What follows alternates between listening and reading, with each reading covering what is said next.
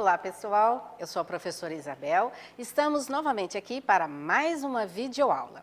E o assunto de hoje vai ser leitura. O que nós vamos ler? Relato.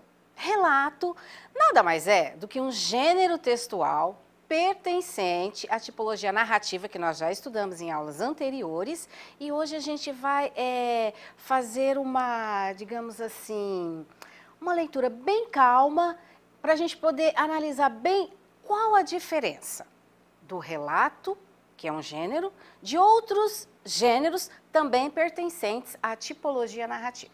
Então, o relato de hoje vai ser o quê? Uma crônica de jornal. Mas o que é uma crônica? Nada mais é também do que um relato. Só que a crônica, gente, é assim, ela sempre procura relatar fatos do cotidiano. Então, o relato também vai falar sobre fatos do cotidiano de algumas pessoas. Então, a gente pode relacionar o relato com uma crônica. No caso aqui, vai ser uma crônica de jornal, por quê? Porque ela foi escrita para ser apresentada em um jornal. Então, vamos lá.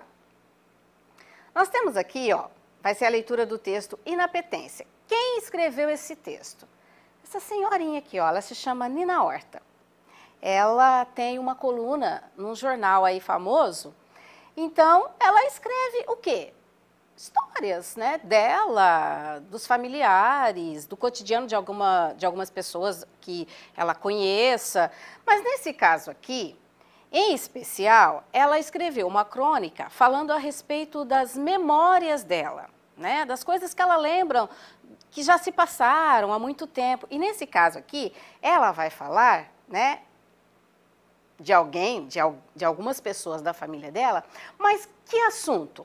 Sobre inapetência. Ah, professora, que palavra que é essa? O que será que significa inapetência? Para que a gente possa entender bem o significado dessa palavra, para depois entender o que quer dizer o texto, nós vamos observar duas imagens agora. Olha só. Observe essa primeira imagem. Nós temos aqui, ó, uma menininha, ela está com uma colher, um prato de comida na frente dela. Vocês acham que ela está com vontade de comer? Olha só a carinha dela, tá ali, né? Fazendo uma horinha, igual muitas vezes a gente faz, principalmente quando a gente come aquelas bobeirinhas antes do almoço ou do jantar e a gente fica lá, né? Fazendo aquelas círculos no prato, passando a hora e nada de comer. O que significa isso aqui, gente?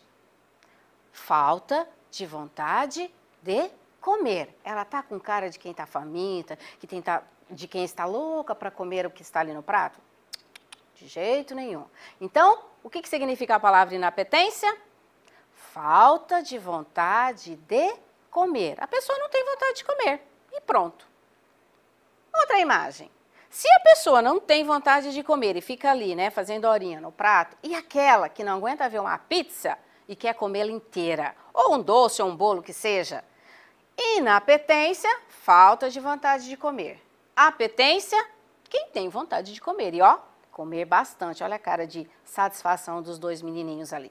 Certo, gente? Então, a diferença dos dois, né? Inapetência, falta de vontade de comer. Apetência, vontade de comer, ó, e bastante. Então, vamos lá. O texto Inapetência, de Nina Horta, igual já falei para vocês, trata-se de um relato, né? No caso aqui, uma crônica que ela faz, que ela traz o quê? Lembranças dela. E quais são essas lembranças que ela tem? São as lembranças dos 3 netos dela, quando eles ainda eram crianças, né? Quando eles eram bem pequenininhos. Então, ela traz, né, uma referência a fatos que aconteceram com essas crianças quando eles eram pequenos.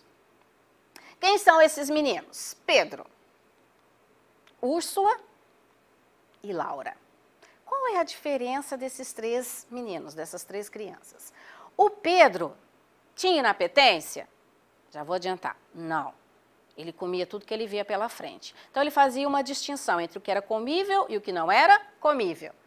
Já a Úrsula e a Laura é que é a problemática da história que ela vai contar aqui, do relato que ela vai fazer para a gente. Elas tinham sérios problemas para se alimentarem. Então, vamos ver. Relato, que é o que nós vamos ver agora, é diferente de uma narrativa ficcional. Então, já expliquei para vocês anteriormente que toda narrativa conta uma história. Nesse caso aqui, o relato é diferente da narrativa ficcional, porque a ficcional nem sempre, né, na maioria das vezes, ela não vai falar de casos que sejam reais, verdadeiros. Já o relato não. O relato, ele se baseia em fatos reais, no que é verdade. A narrativa ficcional, ela está no nosso imaginário, né? A gente inventa. Muitas vezes parecido com a realidade e muitas vezes não, né? Que são o caso das histórias extraordinárias, que acontecem coisas assim, fora do padrão da realidade.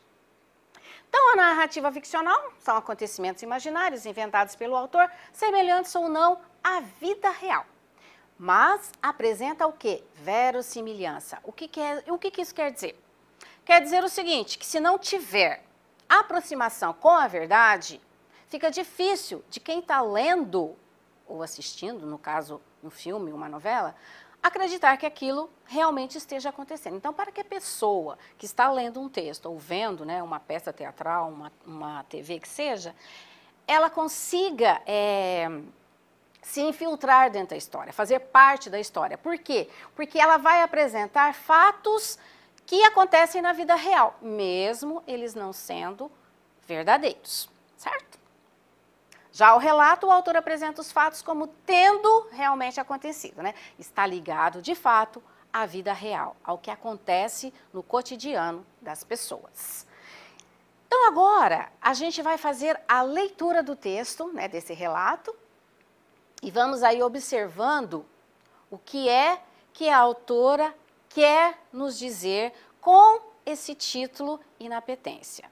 Só para lembrar, gente, todas as vezes que nós vamos ler algum texto, ou até mesmo quando a gente vai produzir um texto de autoria, a gente tem que atentar para o seguinte: o título, ele precisa ter sentido com o que está escrito no texto. Você não pode colocar um título que não vai ter nada a ver com aquilo que for escrito ali. Então, a gente tem que fazer o quê? Uma conexão. O título tem a ver com o que está escrito na história? Então, a gente vai ver por que chama-se Inapetência, o título da história. Já dei uma adiantadinha para vocês lá na frente, a questão das crianças. Um comia demais e as outras duas comia de menos. Por isso a questão da inapetência. Então vamos lá. De repente, eram 3 netos. Um que dividia o mundo em coisas comíveis e coisas incomíveis. Lembro do Pedro pequenininho. Olha, texto narrado em primeira pessoa. Lembro do Pedro. Quem que lembra, né? Eu. Lembro do Pedro pequenininho, andando de mão dada com o pai na praia e apontando umas cracas nas pedras. É de comer ou não, papi? E se o papi dissesse que sim, goela abaixo, mandava ver, não queria nem saber o gosto que tinha. Quando o coelho de Páscoa vivo, que ganhou, fazia artes, além das permitidas, segurava pelas orelhas, levava até a boca do forno, tá, gente? E dizia pro coitadinho do coelho: olha só, o que te espera se você não ficar quieto? O coelho em questão, que nós estamos falando a respeito dele, lá, o coelho vivo da Páscoa, de manhã bem cedo, vinha bater no vidro da sala pedindo pressa no café da manhã. Úrsula, a neta de 5 anos, simplesmente não comia. Lembro que uma vez quis conquistá-la pela boca e levei ao shopping para comer uma batata assada. Gente, vocês já viram aquelas batatas assadas, né? Grandonas, cheia de coisas lá dentro, né, gente? Estrogonofe, né? Queijos, fica um negócio do outro mundo. De comer com os olhos, mas a menina queria. Na mesma hora, percebi o erro. Com a cara desolada dela, frente àquela imensa batata, imensamente cheia de queijos. Só faltou chorar. Impossibilitada de sair correndo e deixar para trás aquele perigo untuoso, né? Pura gordura. Uma vez, a mesma neta, tá, gente? Estamos falando dela ainda. Uma vez, encheu-se de coragem e resolveu ir a Paraty Paraty, gente, é uma cidade que fica lá no Rio de Janeiro.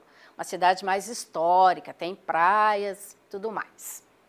Então, ela encheu-se de coragem e resolveu ir a Paraty com o avô e a avó, fazendo de tudo que quiséssemos. Ou seja, a menina, para agradar os avós, concordou em fazer tudo o que eles queriam para que assim ela pudesse ter o passeio, né?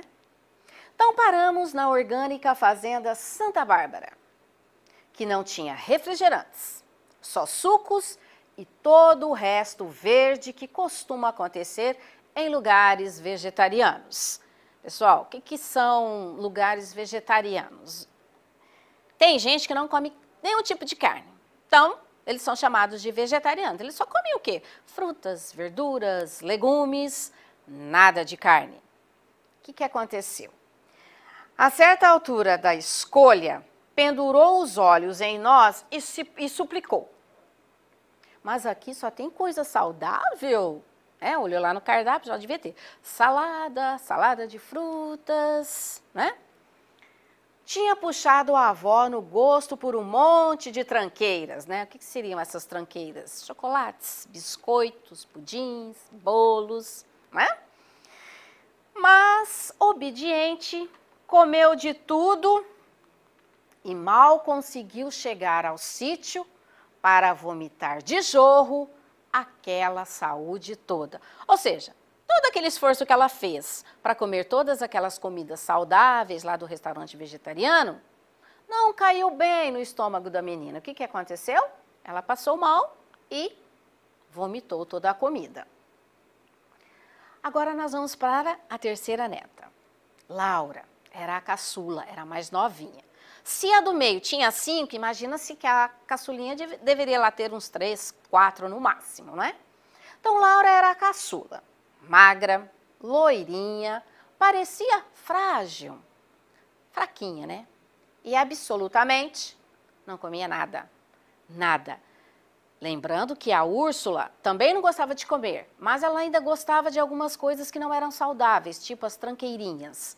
Já a caçulinha, e pelo que se entende, nem mesmo as bobeirinhas ela gostava muito de comer. Por que ela não gostava de comer? Não tinha fome. Eu fazia um café da manhã em mini xícaras de boneca, mini cálices, copinhos pequenos assim, né, tacinhas pequenas, e inventava sanduíches do tamanho de uma unha, feitos com ervas do jardim.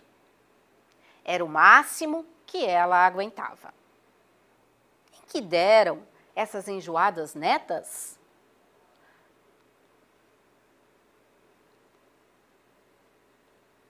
Em que deram essas enjoadas netas?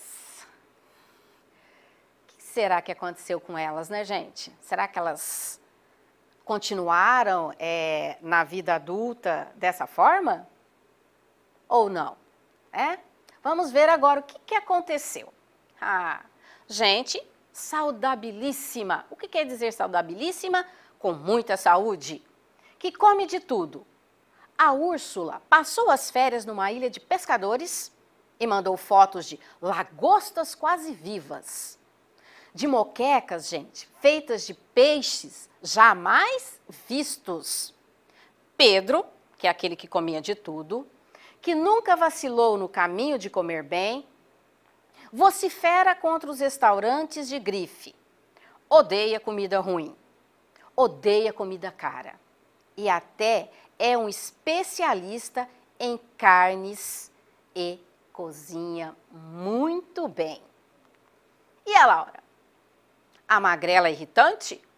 De presente de aniversário pediu um jantar no DOM, no Dom, que é um restaurante de grife, sabe? Alta gastronomia. Foi lá vestida para matar, muito chique, né? Esse vestida para matar refere-se a um filme. Graças à importância da farra do aniversário. Nessa semana, de mochila nas costas, de férias do seu sabático inglês, marcou hora no Noma. Noma é outro restaurante chiquérrimo. E vai comer lá. Espero que o cozinheiro tenha mudado o menu, porque não aguento mais ouvir falar em camarões vivos mordendo a ponta da língua dos clientes. E no caso, a ponta da língua da minha neta. E o que vocês todos têm a ver com isso? Ah, gente, é só um consolo para pais aflitos. Esqueçam, tenham calma. É assim mesmo. As crianças enjoadas estão só pensando no que vão comer um dia até se fartarem. Vão aprender e gostar muito daquelas coisas que nós enfiávamos nas goelas deles, em colherinhas, aviõezinhos. Juro, pode ter certeza, fiquem despreocupados. Então, gente, a Nina Horta nesse texto quis dizer o quê? Apaziguar os pais, né, que têm a aflição de ver os filhos que não conseguem comer muita coisa ou que não conseguem comer nada. Eles vão aprender a comer um dia. Fato que ela deu aqui o exemplo dos netos dela, que não comiam nada e depois de adultos comiam até coisas muito estranhas. Então é isso, gente. A aula de hoje foi essa leitura legal que nós fizemos aqui. Espero que vocês tenham gostado e até a próxima aula.